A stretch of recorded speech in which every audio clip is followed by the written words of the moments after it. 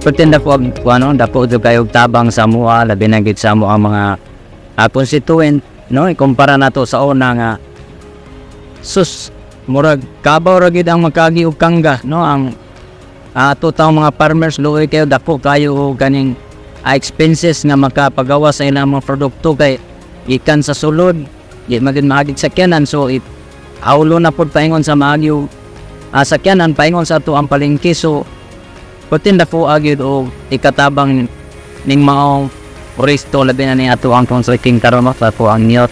Sa una, sa wala pa may masiminto dire, perting isura na mo pag-agi dire.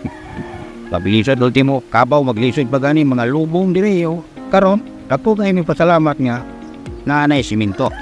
Kung mayon sa pagtadi, papusla na mo tanan.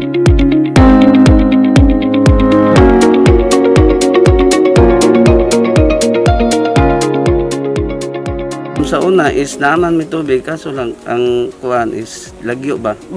So kuan so karon gud kung maano na ang tubig karon so dako kay tabang kay anytime pwede pud na mo maano sa balay-balay ana. So mo jud ay pinakadako nga tabang nga nakuan sa mo adre og ingon man ang karsada nga among nakuan karon ma'am.